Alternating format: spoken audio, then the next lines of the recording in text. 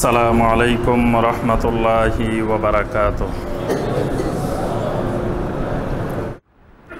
3 নম্বর সুন্নাত হলো আয-যিহাবু ইলা মুসাল্লাল ঈদ মাশিয়ান তায়াসসারা।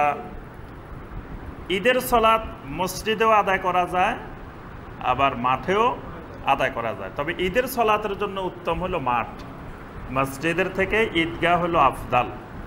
নবী সাল্লাল্লাহু আলাইহি সাল্লামের মসজিদ যেটা মসজিদে নববী, মসজিদে নববীতে 1 রাকাত সালাত অন্যান্য মসজিদের সালাতের থেকে কত গুণ উত্তম?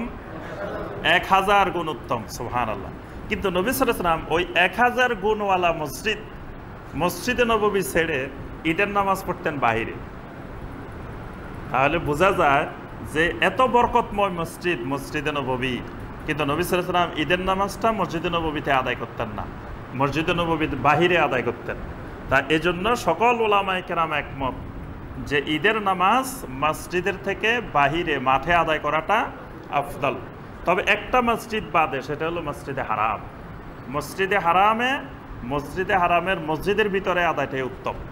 আর পৃথিবীর সকল মসজিদে নববী সহ এগুলো মসজিদ থেকে মসজিদের বাহিরে আদায় করাটা উত্তম।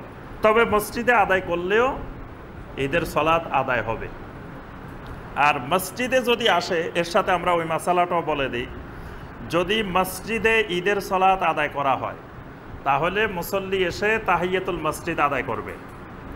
যদি মসজিদে ঈদের সালাত হয় তাহলে মুসল্লি মসজিদে ঢুকে তাহিয়াতুল মসজিদ আদায় করবে। এটা ঈদের কারণে বা অন্য কোনো কারণে না, এটা কিসের কারণে? এটা মসজিদের কারণে, আল্লাহর ঘরের এহতেরাম। আর যদি ঈদগাহে ঈদের নামাজ পড়তে যায় তাহলে তাহিয়াতুল মসজিদ পড়বে না, কোনো ধরনের নামাজ পড়বে না। ঈদের নামাজের আগ পর্যন্ত কোনো সুন্নত নফল, শুধুমাত্র কাজা নামাজ।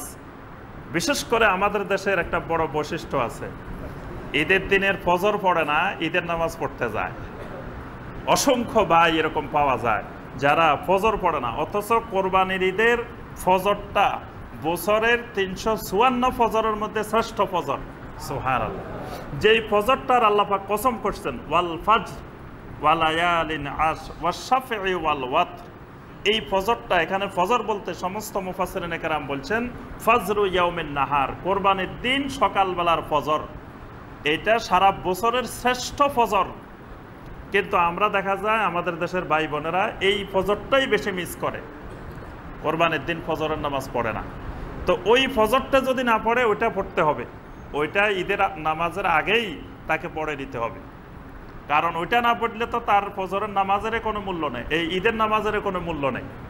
কারণ ফরজ বাদ দিয়ে আপনার সুন্নত ওয়াজিব আদায় করলে ওই সুন্নত ওয়াজিবের কোনো গুরুত্ব থাকে না। আপনি এশার নামাজ পড়তে আসছেন, এশার নামাজ পড়তে এসে এশার 4 রাকাত ফরজ পড়লেন না, পরের 2 রাকাত সুন্নত পড়ছেন আর বিতির পড়ছেন, খুব সুন্দর করে পড়ছেন।